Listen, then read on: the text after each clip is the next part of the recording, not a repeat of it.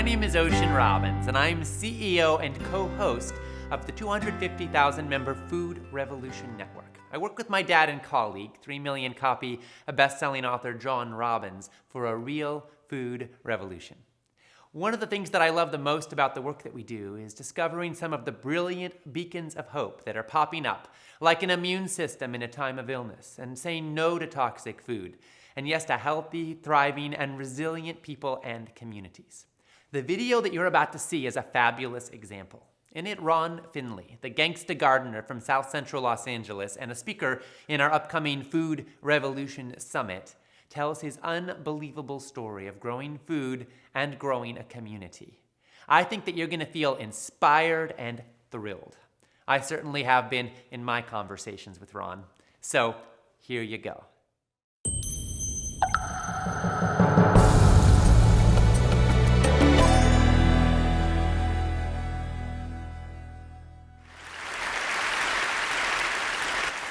I live in South Central. This is South Central. Liquor stores, fast food, vacant lots. So the city planners, they get together and they figure they're going to change the name South Central to make it represent something else. So they change it to South Los Angeles. Like this is going to fix what's really going wrong in the city. This is South Los Angeles. Liquor stores, fast food, vacant lots. Just like 26.5 million other Americans, I live in a food desert. South Central Los Angeles, home of the drive-through and the drive-by. Funny thing is, the drive-throughs are killing more people than the drive-bys. People are dying from curable diseases in South Central Los Angeles. For instance, the obesity rate in my neighborhood is like 5 times higher than, say, Beverly Hills, which is like probably 10 miles away. I got tired of seeing this happening. And I wonder, how would you feel if you had no access to healthy food? If every time you walk out your door, you see the ill effects that the present food system have on your neighborhood? I see wheelchairs bought and sold like used cars. I see dialysis centers popping up like Starbucks. And I figured this has to stop. So I figured that the problem is the solution. Food is the problem, and food is the solution. Plus, I got tired of driving 45 minutes round trip to get an apple that wasn't impregnated with pesticides. So what I did, I planted a food forest in front of my house. It's on a strip of land that we call a parkway. It's like 150 feet by like 10 feet. The thing is, it's owned by the city, but you have to maintain it. So I'm like, cool. I can do whatever the hell I want. Since it's my responsibility and I got to maintain it, and this is how I decided to maintain it. So me and my group, LA Green Grounds, we got together and we started planting my food forest, fruit trees, the whole nine, for vegetables. What we do, we're a pay-it-forward kind of group, where it's composed of like gardeners from all walks of life from all over the city, and it's completely volunteer, and everything we do is free. And in the garden, it was beautiful. And then somebody complained. The city came down on me, and basically gave me a citation saying that I had to remove my garden, which this citation would turn into a warrant. And I'm like, come on, really? A warrant for planting food on a piece of land that you could care less about? And I was like, cool, bring it. Because this time it wasn't coming up. So LA Times got hold of it. Steve Lopez did a story on it and talked to the councilman. And one of the Green Grounds members, they put up a petition on change.org. And with 900 signatures, we were a success. We had a victory on our hands. My councilman even called and said how they endorse and love what we're doing. I mean, come on, why wouldn't they? LA leads the United States in vacant lots that the city actually owns. They own 26 square miles of vacant lots. That's 20 Central Parks. That's enough space to plant 700 million 725 million tomato plants. Why in the hell would they not okay this? Growing one plant will give you 1,000, 10,000 seeds. Okay. When $1 worth of green beans will give you like $75 worth of produce. It's my gospel. I'm telling people, grow your own food. Growing your own food is like printing your own money. Thank you. See, I have a legacy in South Central. I grew up there. I raised my sons there. And I refuse to be a part of this manufactured reality that was manufactured for me by some other people, and I manufactured my own reality. See, I'm an artist. Gardening is my graffiti. I grow my art. Just like a graffiti artist, where they beautify walls, I beautify lawns, parkways. I use the garden, the soil, like it's a piece of cloth. And the plants and the trees, that's my embellishment for that cloth. You'd be surprised what the soil could do if you let it be your canvas. You just couldn't imagine how amazing a sunflower is and how it affects people. So what happened? I have witnessed my garden become a tool for the education, a tool for the transformation of my neighborhood. To change the community, you have to change the composition of the soil. We are the soil. You'd be surprised how kids are affected by this. Gardening is the most therapeutic and defiant act you can do, especially in the inner city. Plus, you get strawberries.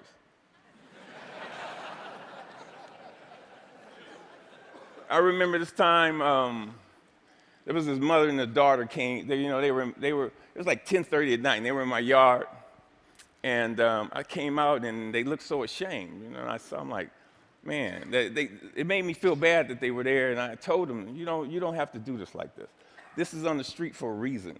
It made me feel ashamed to see people that was this close to me that was hungry, and this only reinforced why I do this. And people ask me, Finn, aren't you afraid people are going to steal your food? And I'm like, hell no, I ain't afraid they're going to steal it. That's why it's on the street. That's the whole idea. I want them to take it, but in the same time, I want them to take back their health. There's another time when I put a garden in this homeless shelter in downtown Los Angeles. The guys, they helped me unload the truck. It was cool. They just shared the stories about how this affected them and how they used to plant with their mother and their grandmother. And it was just cool to see how this changed them if it was only for that one moment. So Green Grounds has gone on to plant maybe like 20 gardens. We've had like 50 people come to our dig-ins and participate in this, all volunteers. If kids grow kale, kids eat kale. If they grow tomatoes, they eat tomatoes. But when none of this is presented to them, if they're not shown how food affects the mind and the body, they blindly eat whatever the hell you put in front of them. I see young people, and they want to work, but they're in this thing where they're caught up. I see kids of color, and they just on this track that's designed for them that leads them to nowhere. So with gardening, I see an opportunity where we can train these kids to take over their communities, to have a sustainable life. And when we do this, who knows? We might produce the next George Washington Carver. But if we don't change the composition of the soil, we will never do this. Now, this is one of my plans. This is what I want to do. I want to plant a whole block of gardens where people can share in the food in the same block. I want to take shipping containers and turn them into healthy cafes. And now don't get me wrong. I'm not talking about no free shit, because free is not sustainable. The funny thing about sustainability, You have to sustain it.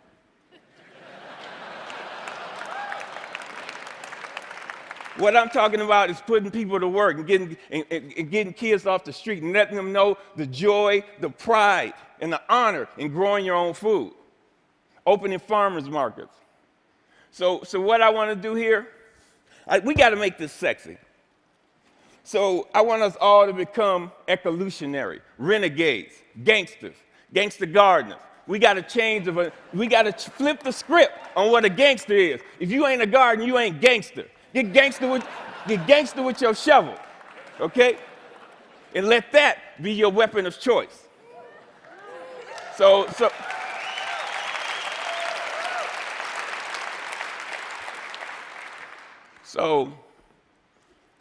basically, if you want to meet with me,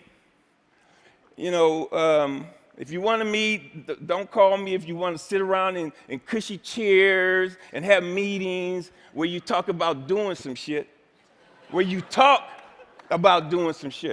If you want to meet with me, come to the garden with your shovel so we can plant some shit.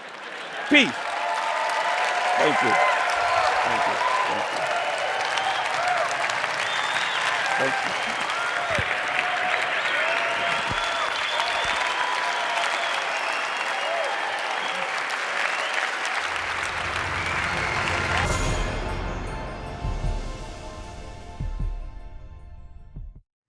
Wow, wasn't that amazing?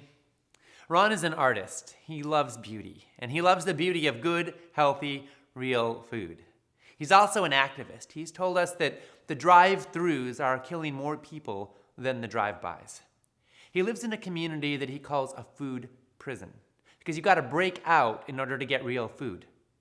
I say healthy food should not be some kind of an elitist luxury. The food revolution that we're working for is not just for the rich and the privileged. Every child and every person deserves to have access to fresh, healthy food. I've spent decades working with leaders in over 65 countries, and I've come to the conclusion that food is, in fact, one of the most critical social justice issues of our times. In the United States, it's people of color and people of low income who have got the least access to healthy food, and as a result, the highest rates of diabetes, heart disease, cancer, and obesity.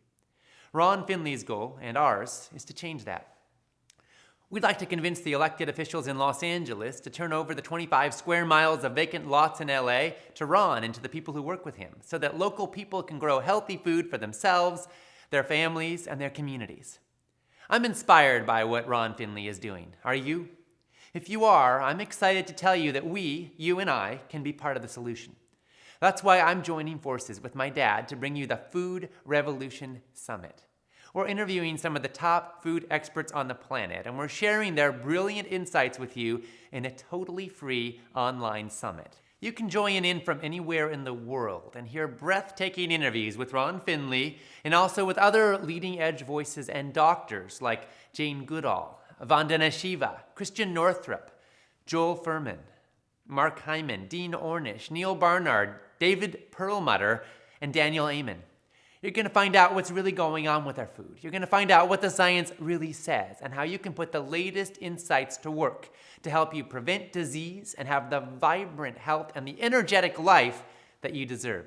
And you'll find out how you can make the biggest possible difference with your food choices and stand up for a healthy world for all.